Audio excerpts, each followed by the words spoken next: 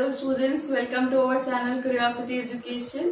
आज फाइनली हम इलेक्ट्रिसिटी का ऑलमोस्ट लास्ट टॉपिक पढ़ रहे हैं, जिसमें दो सब हेडिंग्स है। तो एक वीडियो और होगा प्रोबेबली थियोरी टॉपिक के लिए, और उसके बाद आपका थियोरी टॉपिक कंप्लीट हो जाएगा। ठीक है, इलेक्ट्रिसिटी का फाइनली। उसके बाद हम कुछ न्यूमेरिकल्स जो इम्पोर्टेंट फॉर्मूलाज है उन पर प्रैक्टिस करेंगे, ताकि आपके जो फॉर्मूलेज हमने अभी तक डिराइव किए हैं, डिस्कस किए हैं, वो सब यूज हो पाए और आपको समझ में आए कि उन फॉर्मूलेज को हमें कैसे यूज करना है। ठीक है, बिफोर गोइंग अहेड हमें एक चीज पता होनी चाहिए। When we talk about electric current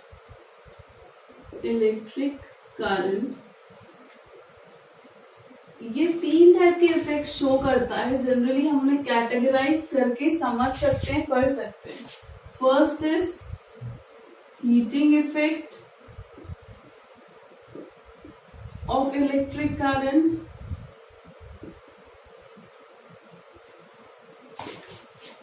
magnetic effect of electric current, and third is chemical effect of electric current। तो तीन तरीके के इफेक्ट हैं, heating effect, magnetic effect and chemical. तो यहाँ पर क्लास 10th में आपको हीटिंग इफेक्ट के बारे में बताया जा रहा है, जो भी हम पढ़ने वाले हैं। सेकेंड चैप्टर जो है magnetic effect of electric current ही है, तो वहां पर आप इलेक्ट्रिक करंट के मैग्नेटिक इफेक्ट देखेंगे। बट हम जब बात करेंगे chemical effect of electric current की, तो आप 10th क्लास पास कर चुके होंगे, क्योंकि ये हायर क्लासेस में आपको मिलेगा। इसकी जो अंडरस्टैंडिंग लेवल है वो थोड़ा ज्यादा ऊपर तक पहुंच जाता है, इसलिए वो आपको इस लेवल पर समझाया नहीं जाता।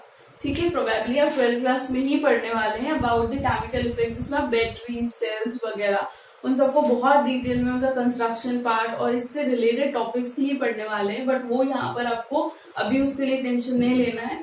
ये आज हम पढ़ेंगे इस पर्टिकुलर वीडियो में, और ये टॉपिक आप नेक्स्ट चैप्टर जो ऑलरेडी आपका है तो वहां पर समझेंगे। ये समझ में आ गया, इलेक्ट्रिक करंट का सिर्फ एक ही इफेक्ट नहीं होता है, इनके ये दो इंपॉर्टेंट इफेक्ट्स भी हैं जो ऑलरेडी आपको पढ़ाए जाएंगे इससे पहले कि आप 12th क्लास कंप्लीट कर लें। ठीक है, इसी तरीके से आपका सिलेबस डिजाइन है। तो हम क्या पढ़ रहे हैं, heating effect of electric current. Heating effect of electric current क्या होता है, ध्यान से समझिए। अगर कोई वायर है, just for example this is a wire, अगर इस वायर का रेजिस्टेंस बहुत हाई है, क्या है हाई, ऑलरेडी हम पढ़ चुके हैं कि मेटल से ज्यादा रेजिस्टेंस किसका हाई होता है, अलॉयज का। ठीक है, तो मान लीजिए कि एक नाइक्रोम वायर है, क्योंकि हमने ऑलरेडी पढ़ लिया है कि नाइक्रोम इज अलॉय। तो अगर ये नाइक्रोम वायर है तो इसमें क्या होगा, रेजिस्टेंस बहुत हाई होगा। जब इलेक्ट्रिक करंट इस वायर से हम पास करेंगे due to the high resistance, क्या होगा, इसका जो इलेक्ट्रिक करंट है वो हमें डायरेक्टली इलेक्ट्रिक करंट के फॉर्म में ना मिलते हुए वो इलेक्ट्रिक करंट कन्वर्ट हो जाएगा किसमें, हीट में। इसी को हम कहते हैं heating effect of electric current. जो इलेक्ट्रिक करंट किसी भी हाई रेजिस्टेंस वायर से फ्लो हो रहा है वो हमें इलेक्ट्रिसिटी के फॉर्म में कोई और एनर्जी नहीं देने वाला। हमने अभी पढ़ा था लास्ट टाइम कि जो एनर्जी होती है और वर्क होता है वो एक दूसरे में इंटरकन्वर्टेबल होता है। तो ध्यान से समझिए, यहाँ पर क्या हो रहा है, हम इनपुट किसका दे रहे हैं, हम इलेक्ट्रिकल एनर्जी दे रहे हैं, जो हमें इलेक्ट्रिकल एनर्जी के फॉर्म में ही ना मिलकर किस फॉर्म में मिल रही है, हीट एनर्जी के फॉर्म में मिल रही है। एनर्जी तो एक दूसरे से हम कन्वर्ट कर सकते हैं according to the law of conservation of energy. अभी हमने थोड़ा टाइम पहले पढ़ा था, ये ऑलरेडी हम पढ़ चुके हैं प्रीवियस वीडियो में, है ना। समझ में आया आपको heating effect of electric current क्या होता है। If you have a wire having higher resistance, तो जब उसमें से इलेक्ट्रिसिटी फ्लो होगी, इलेक्ट्रिक करंट फ्लो होगा, तो क्या होने वाला है, वो इलेक्ट्रिक करंट किसमें कन्वर्ट हो जाएगा। तो इसकी डेफिनेशन क्या हो जाएगी, हम क्या लिख सकते हैं, कैसे एक्सप्लेन कर सकते हैं, if the electric current passes from a high resistance wire like nichrome। ठीक है, हमको पता है कि जो अलॉयज होते हैं उनका रेजिस्टेंस हाई होता है, ऑलरेडी हमने बहुत डिस्कशन कर लिया है इन टॉपिक्स पर। अगर आपको नहीं पता है तो प्रीवियस वीडियोस देखिएगी, मेटल का रेजिस्टेंस हाई होता है या अलॉयज का, और क्यों होता है, हमने सारे रीजंस भी डिस्कस कर चुके हैं। तो यहाँ पे क्या हो जाएगा, the electric current passes from a high resistance wire like chrome, then the electric current gets converted into heat energy। ठीक है, और ऐसा क्या होगा, हमें कैसे पता चलेगा, जो हाई रेजिस्टेंस वायर है वो बहुत ही ज्यादा रेड हॉट हो जाता है और ग्लो करने लगता है, और वो पूरी हीट एनर्जी हमें समझ में आ जाती है। हीट एनर्जी जो इलेक्ट्रिकल एनर्जी होती है उसे पूरी हीट एनर्जी में कन्वर्ट कर देता है। इस तरीके से ये पूरा फिनोमेना वर्क करता है। ठीक है, अब हम देख लेते हैं इसके लिए हमें हीट प्रोड्यूस जो है, हम क्या बोल रहे हैं, जो इलेक्ट्रिकल करंट है वो किस में कन्वर्ट हो रहा है, हीट में कन्वर्ट हो रहा है। तो उसके लिए हम एक फॉर्मूला कैलकुलेट करने वाले हैं जो हमें क्वेश्चंस में, न्यूमेरिकल्स में ये हेल्प करने के लिए यूज करेंगे। जब हमें क्या निकालना होगा, हीट प्रोड्यूस निकालनी है कि टोटल करंट जितना गया उस हिसाब से कितनी हीट प्रोड्यूस्ड हुई है, अगर हमें वो निकालना है तो उसके लिए फॉर्मूला कैलकुलेट कर रहे हैं। अगेन फ्रॉम दोज फॉर्मूलाज जो ऑलरेडी हम पढ़ चुके हैं। ठीक है, ध्यान से देखिए। सो हमने एक फॉर्मूला पढ़ा था, potential difference equals to work done upon charge apply. अगर मैं यहाँ से वर्क डन निकालूं तो ये क्या हो जाएगा, पोटेंशियल डिफरेंस मतलब क्या होता है, V होता है। तो मैं यहाँ पे लिख सकती हूँ W equals to V into Q, V into Q हो गया, यहाँ से वर्क डन आ गया। ये हो गई हमारी equation number 1। Now from Ohm's law, अगर मैं ओम्स लॉ से बात करूं तो ओम्स लॉ क्या होता है, V इक्वल्स टू IR। हम फिर से पुराने फॉर्मूलेज रिवाइज कर रहे हैं जो हमने ऑलरेडी पहले भी किया था। सो ये V की वैल्यू मैं यहाँ पुट कर सकती हूँ। ठीक है, अभी एक और हमें Q की वैल्यू भी निकालनी है, जो हमको पता है कहाँ से निकाल सकते हैं हम, इलेक्ट्रिक करंट से। Yes, so from the concept of electric current, या फॉर्मूला कुछ भी लिख सकते हैं, concept of electric current. Electric current क्या होता है, I equals to Q by T. पर अगर मैं मुझे Q चाहिए तो मैं क्या कर दूंगी, I इंटू टी, या I इंटू टी हो जाएगा यहाँ से। तो ये हो गई इक्वेशन 1 थी, इसे आप इक्वेशन 2 करिए, इसे इक्वेशन 3 करिए। डन, मैं यहाँ पर लिख देती हूँ, by putting the value of equation 2 and equation 3 into equation 1, अगर हम 2 और 3 की वैल्यूज दैट इज V के प्लेस पर ये रख दें IR और Q के प्लेस पे ये रख दें I इंटू टी, तो हमें वर्क डन मिल जाएगा, कितना इलेक्ट्रिक करंट काम कर रहा है कि वो हीट में कन्वर्ट होगी। पहले हमें इलेक्ट्रिक करंट निकालना पड़ेगा, वही तो हम पता कर पाएंगे कि उतना इलेक्ट्रिक करंट हीट में कन्वर्ट हो रहा है। तो हम ये इलेक्ट्रिकल वर्क डन निकालते हैं, मान के चलिए। ठीक है, सो क्या हो गया हमारा, जो फर्स्ट इक्वेशन है उसे लिख लेते हैं, W इक्वल्स टू V के प्लेस पे क्या लिखना है, I into R into Q के प्लेस पे क्या लिखना है, I इंटू T। ठीक है, यहाँ तक समझ में आया, सिर्फ हमने फॉर्मूले से वैल्यू निकाल ली है वर्क डन की। तो ये हो जाएगा W equals to I square into R into T. ठीक है, ये फॉर्मूला मिल गया हमें वर्क डन का। पर हम क्या बोल रहे हैं कि जो भी इलेक्ट्रिकल वर्क डन है वो तो किस में कन्वर्ट हो गया है, हीट में कन्वर्ट हो गया है। तो हम इस वर्क डन को, ये क्या है, work done by electric current, उसे हम किस में कन्वर्ट कर सकते हैं, हीट प्रोड्यूस्ड, कितनी हीट प्रोड्यूस्ड हुई दैट इज कैपिटल H से शो करेंगे। तो हमारा जो फॉर्मूला हो गया वो कहाँ से क्या आ गया, H इक्वल्स टू ये this one, this becomes I square into R into T. So you got the formula, कौन सा, heating effect of electric current निकालने के लिए कितनी हीट प्रोड्यूस्ड हुई है जब आपने गिवन अमाउंट ऑफ करंट भेजा है, और उसमें जो रेजिस्टेंस लग रहा है और करंट कितने टाइम के लिए भेजा है, इन सब के बीच के रिलेशन के लिए हमें क्या मिल गया, एक formula that says H equals to that is heat produced equals to I square into R into T. ठीक है, तो बहुत इजी सा कैलकुलेशन था। ऑलरेडी जो हमारे पास गिवन फॉर्मूलाज है उन्हीं को यूज करके हमने ये कंप्लीट किया है। अभी ये जो रिलेशन है इससे अगेन हमें कुछ ऑब्जर्वेशन समझने हैं, वो मैं आपको एक्सप्लेन कर रही हूँ। तो हमारा रिलेशन क्या है, h equals to I square into R into T. अब इसी रिलेशन से क्या मैं ऑब्जर्वेशन नहीं निकाल सकती? First observation that h is directly proportional to I square निकल सकता है। यहाँ से मैं क्या बोल सकती हूँ, अगेन वही वाली कहानी जो ऑलरेडी हम डायरेक्टली प्रोपोर्शनल के रिलेशन में समझ चुके हैं। इफ ये पॉइंट्स याद रखना बहुत जरूरी है, मैं समझा चुकी हूँ बट फिर भी आपको बार बार बताती हूँ क्योंकि थियोरी क्वेश्चंस में, एमसीक्यूज, फिलिप्स में कभी भी आ सकता है। वो फॉर्मूला दे देंगे और पूछ सकते हैं आपको कि अगर हमने इसको ट्वाइस किया तो इसका क्या होगा, थ्राइस किया तो इसका क्या होगा। इस तरीके से बहुत बार आते हैं और हम कभी कभी जल्दी में गलत करके आ जाते हैं।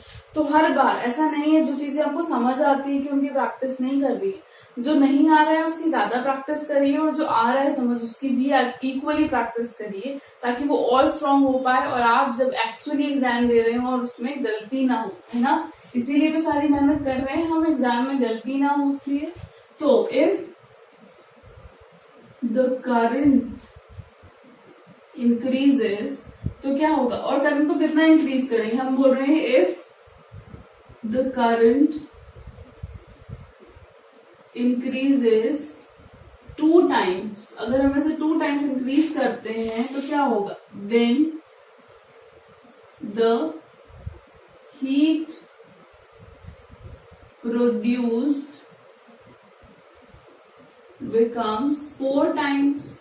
अगर इसे 2 टाइम्स करेंगे, यहाँ पे मैंने 2 लिख दिया आई की जगह, तो 2 स्क्वायर क्या हो गया 4, तो अल्टीमेटली h क्या हो गया 4 टाइम्स हो गया। अगर मैंने करंट को डबल किया इसका मतलब क्या हो गया, अब हीटिंग पर्पसेस से प्रैक्टिकली समझिए, अगर हमने करंट ज्यादा भेजा, डबल मैग्नीट्यूड में भेजा तो जो हीट प्रोड्यूस्ड है वो क्या हो जाएगी, वो भी डबल हो जाएगी। सेकेंड पॉइंट भी एक और एग्जाम्पल देख के समझ लीजिए, इफ द करंट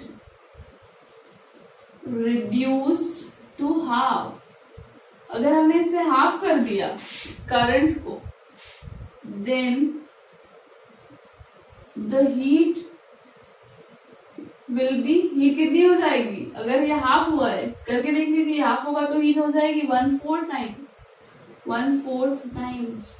तो इस तरीके से वो कुछ भी दे, आप बस वैल्यू पुट करिए, 2 टाइम्स 3 टाइम्स 10 टाइम्स कुछ भी दे, इस रिलेशन से आपको निकालना आना चाहिए क्योंकि इस तरीके के क्वेश्चन बहुत बार मैंने देखे आते हैं।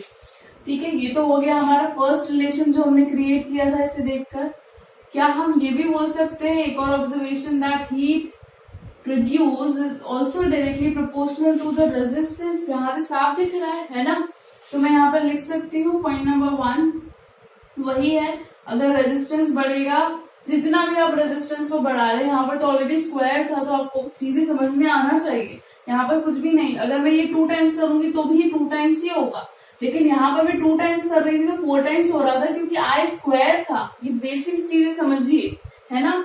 यहाँ पर तो सिर्फ आ रही है, अगर मैं इसको मल्टीप्लाई बाय 2 करूंगी तो ये भी 2 हो जाएगा, मल्टीप्लाई बाय 3 करूंगी तो 3 हो जाएगा, हाफ करूंगी तो ये भी हाफ हो जाएगा। इसका मतलब क्या हो गया कि अगर हम गिवन वायर में रेजिस्टेंस बढ़ाएंगे, प्रैक्टिकल एप्लीकेशन, अगर गिवन वायर में हमने क्या करा, रेजिस्टेंस को डबल किया तो हीट प्रोड्यूस भी डबल हो जाएगी। समझ में आ रहा है। तो अगर आपको ज्यादा हीट प्रोड्यूस करवानी है तो आपको बहुत हाई रेजिस्टेंस वायर यूज करना पड़ेगा, है ना। इससे हम ये डेली लाइफ ऑब्जर्वेशन या प्रैक्टिकल ऑब्जर्वेशन निकाल रहे हैं। सो क्या हो गया, if resistance increases then heat produce also increases, अगर ये डिक्रीज होगा तो ये भी डिक्रीज होगा, है ना। तो अगर हमें क्या चाहिए, हायर हीट चाहिए तो हमें रेजिस्टेंस बढ़ाना पड़ेगा। ठीक है, इसीलिए हम हीटिंग एलिमेंट के लिए क्या यूज करते हैं, हायर रेजिस्टेंस वायर यूज करते हैं। लो रेजिस्टेंस वायर यूज करते हैं तो हीट ही प्रोड्यूस नहीं होती इतने अच्छे से, इतनी ज्यादा अमाउंट में।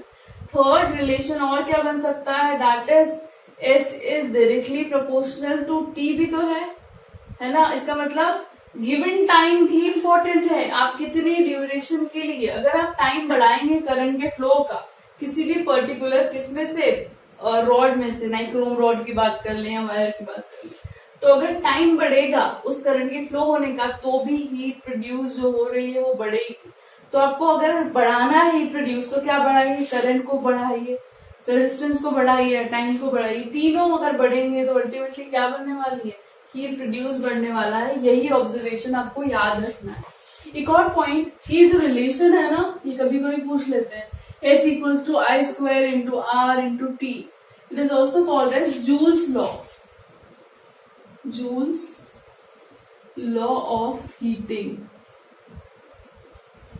ठीक है, तो इस टर्म से भी याद रखिए, कभी एमसीक्यूज में आ गया और 2-3 ऑप्शंस दे दिए तो आपको याद होना चाहिए कि ये फॉर्मूला है जूल्स लॉ। एक और पॉइंट जो कंसेप्चुअली आपको समझना बहुत जरूरी है, याद रखिए जब आप फिजिक्स पढ़ रहे हैं, क्योंकि कुछ बच्चों का स्पेशली जिनको फिजिक्स नहीं पसंद है उनके लिए कह रही हूँ, हर बार जब आप चीजें सुन रहे हैं तो उसे रिटेन करने की कोशिश करिए और उन्हें अप्लाई करिए, एक दूसरे से अलग अलग चीजों से अप्लाई करिए, टॉपिक से रिलेट करने की कोशिश करिए।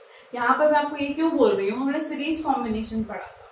सीरीज कॉम्बिनेशन में हमने क्या सीखा कि जब अगर हम टोटल रेजिस्टेंस निकालते हैं सीरीज कॉम्बिनेशन में, दैट इज व्हाट, RS अगर निकालते हैं, अगर दो रेजिस्टेंसेज हैं R1 और R2, तो हमें क्या करना पड़ेगा, उन्हें ऐड करना पड़ेगा। और in case of series resistance जो कंबाइंड रेजिस्टेंस होते हैं, कंबाइंड मतलब R1 और R2 को हमने ऐड कर दिया तो ये कंबाइंड हो गया, तो वो कंबाइंड रेजिस्टेंस उनके इंडिविजुअल रेजिस्टेंस की वैल्यू से भी ज्यादा आते हैं। कंबाइन करेंगे, मैंने आपको कहा था ना कि अगर रेजिस्टेंस बढ़ाना है तो अब दो रेजिस्टेंस को क्या कर दीजिए, सीरीज में कनेक्ट कर दीजिए। तो यहाँ पर ये जो पूरा हीटिंग इफेक्ट का खेल है किस पर वर्क कर रहा है, सिर्फ रेजिस्टेंस पे वर्क कर रहा है। क्योंकि नाइक्रोम वायर का रेजिस्टेंस हाई है, इसीलिए वहां पर immense amount of heat release हो रही है और इस हीट का हम यूज कर रहे हैं। ठीक है, यूज हम एप्लीकेशंस में ऑलरेडी देखेंगे, इसलिए मैंने उस पर अभी ज्यादा डिस्कशन नहीं किया था। ठीक है, तो हमारा क्या कंसेप्ट क्या है, हमें रेजिस्टेंस बढ़ाना है। आई ऑलरेडी टोल्ड यू कि जब हम अलॉय की बात करते हैं तो अलॉयज हमने प्रिपेयर किए, हमने इसी तरीके से उन्हें बनाया है, क्योंकि मेटल्स तो ऑलरेडी हमारे पास थे, हमें नेचर में मिलते हैं, लेकिन अलॉयज को हमने बनाया है, तो हमने उनमें डिजायर, हमारी जो भी रिक्वायरमेंट है उन्हें पुट किया है ना। तो यहाँ से हमें क्या समझ में आता है कि अगर हमें रेजिस्टेंस बढ़ाना है इस तरीके के हीटिंग इलेक्ट्रिकल एलिमेंट्स का, तो अगर हम उन्हें किस में कन्वर्ट कर दे, सीरीज में अप्लाई कर दे, सीरीज में लगा दे, तो उनका रेजिस्टेंस हाई हो जाएगा। कंसेप्चुअल क्वेश्चन है, नोट करके लिख देना, कहीं पे भी आ सकता है। वो पूछ सकते हैं कि अगर हमें जनरली तो बढ़ा हुआ ही रहता है नाइक्रोम वायर का, बस 2 नाइक्रोम वायर है और हमें उनका रेजिस्टेंस और ज्यादा बढ़ाना है, तो हम सीरीज में कनेक्ट करेंगे या पैरेलल में, बता दो और गिव द रीजन। ठीक है, तो आप क्या बता देंगे, ये बता देंगे कि सीरीज में कनेक्ट कर देंगे तो रेजिस्टेंस बढ़ जाएगा। अगर क्वेश्चन उल्टा हो गया कि 2 नाइक्रोम वायर है, हमें उनका रेजिस्टेंस कम करना है, तो वो पूछ लेंगे, तो हम सोचना नहीं है, हमें इनसे करना है, हमें इनसे क्या करेंगे कि हम उन्हें पैरेलल में अरेंज कर देंगे। जब भी पैरेलल में अरेंज करेंगे तो रेजिस्टेंस कम हो जाएगा। ठीक है, तो हमने ये प्रैक्टिकली पढ़ ली ना 2 चीजें, उसको अप्लाई किया यहाँ पर और समझा कि कैसे हम और भी क्वेश्चंस को ऑटोमेटिकली सॉल्व कर सकते हैं, क्योंकि कंसेप्चुअल क्वेश्चंस ऐसे ही बनते हैं, वो इजीली डायरेक्टली आकर आपसे फॉर्मूला नहीं पूछेंगे, है ना। तो थ्योरीज के बीच में से कंसेप्चुअल क्वेश्चंस उठ कर आते हैं। तो ये 2 पॉइंट जरूर लिख लीजिए, मैंने एक लिख दिया है कि अगर सीरीज में कनेक्ट करेंगे तो रेजिस्टेंस बढ़ेगा, वो हम ऑलरेडी जानते हैं। तो यहाँ पर अप्लाई करिए कि अगर मुझे रेजिस्टेंस बढ़ाना ही है तो मैं 2 नाइक्रोम वायर को सीरीज में कनेक्ट कर दूँ। किसी भी पर्टिकुलर इलेक्ट्रिकल एलिमेंट के लिए इस तरीके के क्वेश्चन अगर आते हैं तो ठीक है, तो इस तरीके से heating effect of electric current का जो बेसिक कंसेप्ट था वो कंप्लीट हो गया है। Now we left with only one topic, that is application of heating effect. ठीक है, वो हम नेक्स्ट वीडियो में कंप्लीट करेंगे।